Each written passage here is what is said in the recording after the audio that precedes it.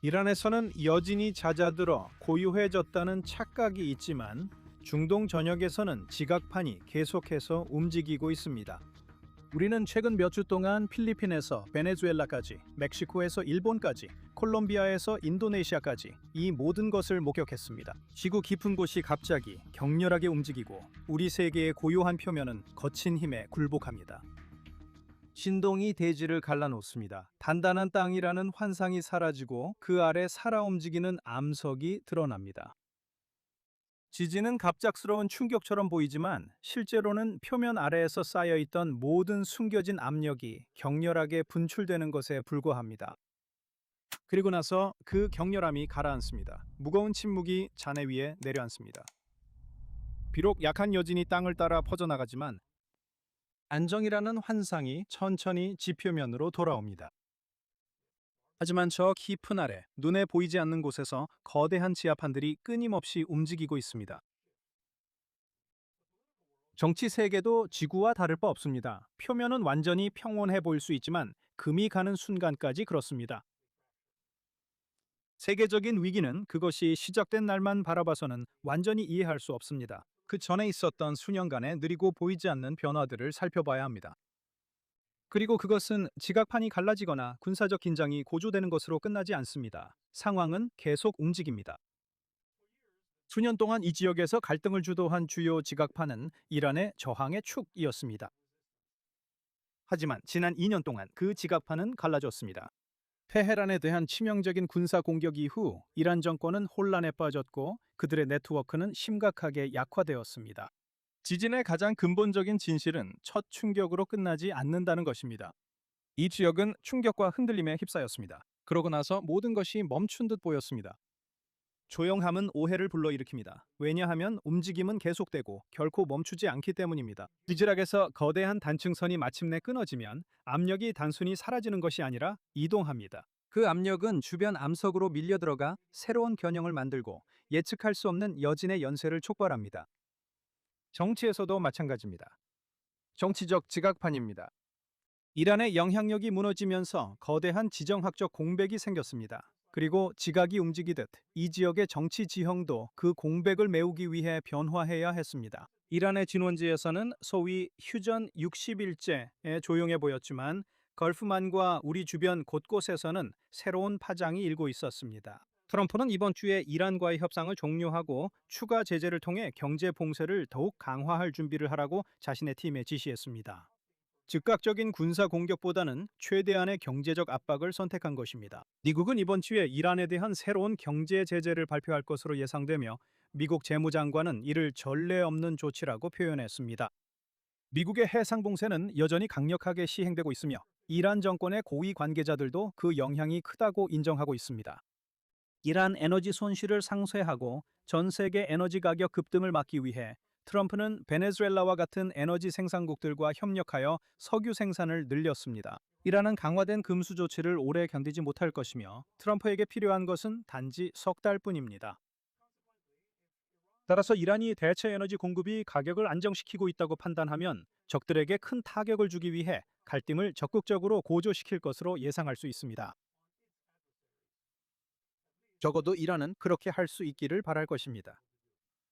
그리고 그들이 헤즈볼라와 하마스를 통해 무언가를 할 수 있다고 생각했던 것처럼 그건 아마 일어나지 않을 겁니다. 왜냐하면 그게 그들에게 얼마나 잘 안 풀렸는지 이미 보고 있으니까요. 그리고 이번 주에는 다음 지각판, 터키가 등장합니다. 지난주 터키는 사우디 왕세자 빈 살만, 파키스탄 총리 샤리프와 함께 메카 공동 방위 협정을 공개적으로 추진했습니다.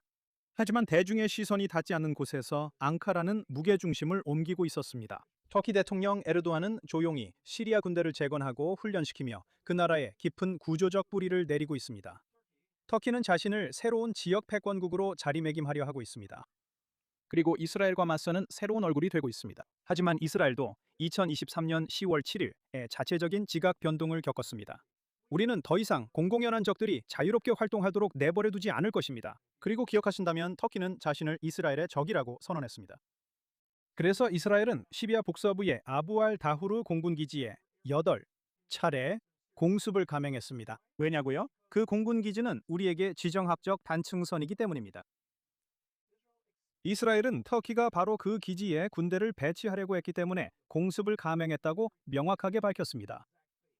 이스라엘은 터키의 영향력이 우리 북부 국경에 너무 가까이 다가오는 서서히 진행되는 물밑 움직임을 포착했습니다. 그 공습은 단순한 무작위 군사 행동이 아니었습니다. 이스라엘이 터키의 지각판이 고정되는 것을 막기 위해 매드라인을 그은 것이었습니다. 그리고 또한 시리아가 몇 달 전에 이스라엘과 맺은 휴전 약속을 지키도록 압박하는 의미도 있었습니다. 현상 유지가 계속되고 시리아가 적대 행위 종료를 이용해 자국의 공군력을 재건하지 않겠다는 것이었습니다. 한편 유엔 원자력 감시기구의 수장은 화요일 시리아 당국이 지난달 기구에 보고했다고 밝힌 한 시설에서 조사관들이 수톤의 핵물질을 발견했다고 말했습니다. 시리아 외무장관은 그 물질이 평화적인 원자력 에너지 프로그램에 사용될 것이라고 밝혔습니다. 우리가 그 말을 전에 어디서 들어본 적 있지 않습니까? 맞아요. 사샤 바론 코엔의 The Dictator에서요. 평화적인 목적으로 사용될 농축 우라늄입니다. 그래요. 그게 얼마나 잘 될지 두고 봅시다. 그리고 이것이야말로 가장 깊고 가장 영구적인 변화입니다. 이스라엘의 정치 지형은 완전히 굳어졌습니다. 거대한 지진 이후의 주요 단층선을 생각해 보세요. 땅은 예전처럼 원래대로 돌아가지 않습니다. 암석층이 이동하고 압축되고 믿을 수 없을 만큼 단단해집니다. 우리에게 그 거대한 지진은 제가 말했듯이 2023년 10월 7일에 일어났습니다. 그리고 그날 이후 가장 큰 전략적 변화는 텅 빈 약속이나 적을 일시적으로 달래기 위한 타협에 전적으로 완전히 의존하지 않겠다는 절대적인 거부입니다. 전략적 인내의 시대는 끝났습니다. 명시적 합의에 도전하면 이스라엘은 즉각적으로 행동에 나섭니다. 이번 주 외교 무대에서 이러한 경직된 새 질서이 완벽하게 드러나는 예를 목격했습니다. 미국 특사 자레드 쿠슈너가 도널드 트럼프의 국제평화위원회를 대표해 이 지역에 도착했습니다. 그는 먼저 이집트로 이동해 하마스 테러 조직 지도부와 드물게 직접 만남을 가졌고 가자의 미래를 위한 15개 항목의 로드맵을 추진했습니다.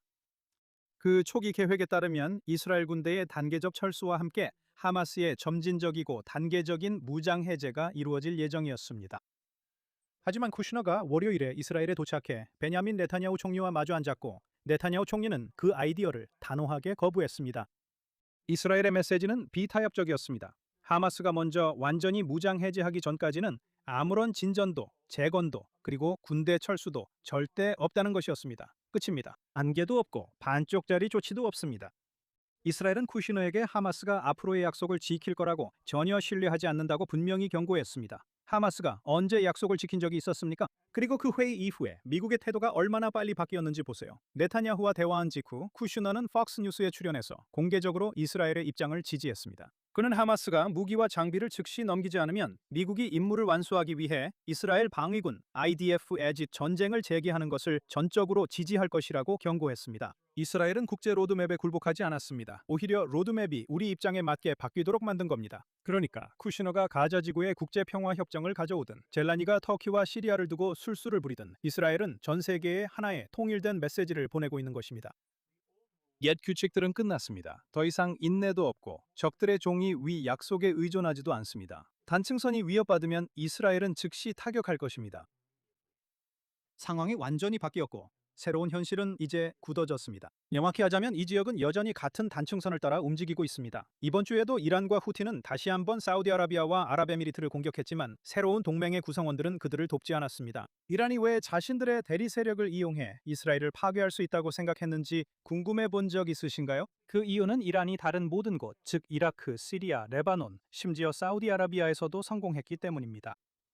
이들 국가의 군대는 자신들을 공격하는 대리 세력들을 막아낼 수 없었습니다. 이스라엘은 5개의 대리 세력을 체계적으로 해체했습니다. 그리고 결국 지역의 초강대국으로 여겨지는 이란까지 타격하게 되었습니다. 우리는 그들을 직접 타격했고 무력화시켰습니다. 그리고 미국이 이스라엘의 전쟁을 대신 싸우고 있다는 식으로 늘 불평하는 사람들이 또 나오기 전에 한 번 더 상기시켜 드리자면 대중에게 잊힌 정확히 60년 전 이번 주에 있었던 비밀스러운 이스라엘 모사드 작전이 미국과 이스라엘의 전략적 동맹의 토대를 쌓는 데 기여했다는 사실을 상기시켜드립니다. 비평가들이 미국과 이스라엘의 관계를 비판할 때, 이스라엘과의 관계를 비판할 때 그들은 종종 1967년 USS 리버티 참사를 언급하지만 현대 군사 역사상 가장 큰 정보 획득 중 하나인 다이아몬드 작전은 완전히 무시합니다. 1966년 8월 6일 전쟁이 일어나기 몇 달 전 이스라엘은 모사드가 이라크 공군 조종사 무니르 라드파의 망명을 주도한 대담한 작전을 성공시켰습니다. 그는 최첨단 소련제 미그 21 전투기를 몰고 이스라엘로 곧장 날아왔습니다. 당시 베트남에 있던 미군 조종사들은 이 민첩한 소련 전투기들에 맞서 큰 피해를 입고 있었습니다. 왜냐하면 서방 정보기관들은 이 전투기에 대해 거의 아무것도 모르고 있었기 때문입니다. 그 당시에는 미국과 이스라엘이 오늘날 우리가 보는 그런 특별한 동맹관계를 맺고 있지 않았습니다. 워싱턴은 사실상 이스라엘에 대한 무기 금수 조치를 유지하면서 중동에서 중립을 지키려고 했고, 프랑스가 이스라엘의 주요 무기 공급국 역할을 했습니다. 이스라엘은 전투기를 자기들만 보유하는 대신 소련이 모르게 미국 국방정보국에 은밀하게 넘겼습니다.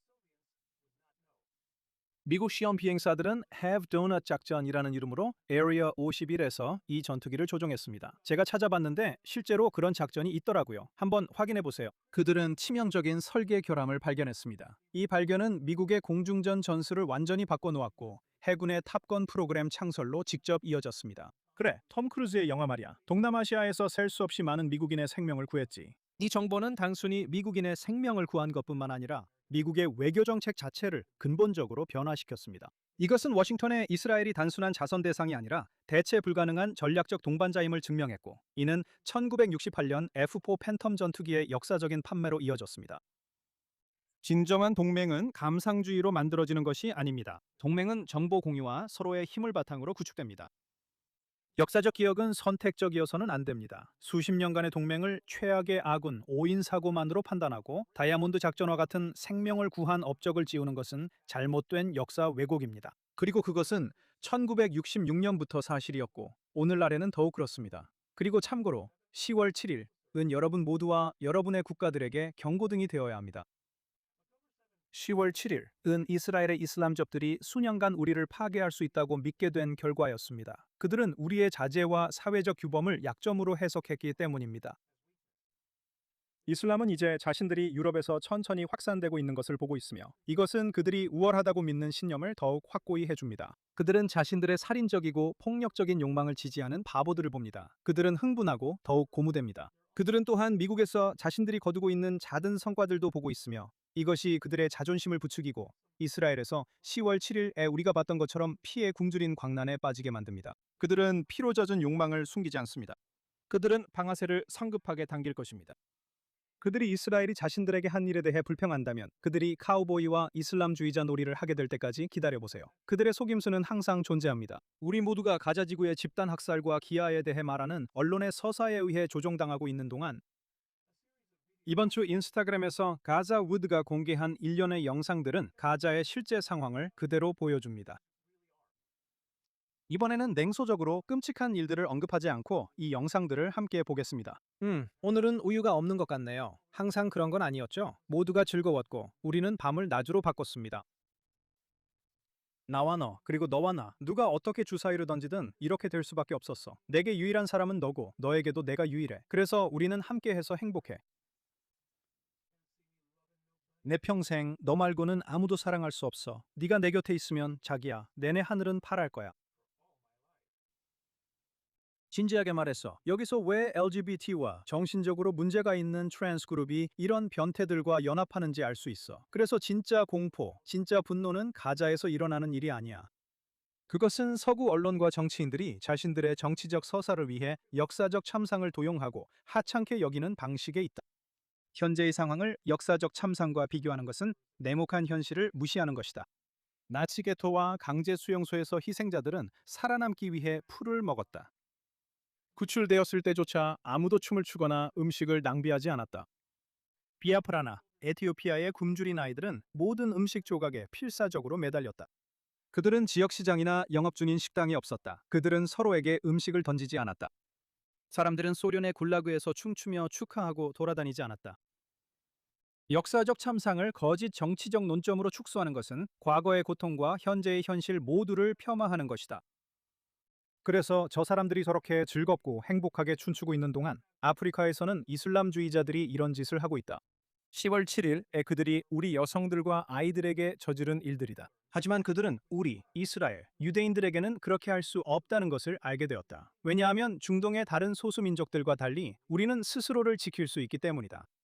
그리고 제가 중동이라고 말할 때 무슨 뜻인지 여러분이 더 잘 이해할 수 있도록 이 이미지를 보세요. 이 지역, 즉 미국 크기만한 이 지역에 사는 모든 소수민족들은 이슬람, 그리고 아라비아에서 온 식민 지배자인 아랍인들에게 억압받고 점령당하고 있습니다.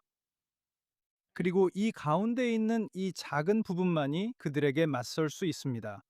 그러니까 저항에 대해 나한테 말하지 마세요. 정신적으로 이상한 변태들아.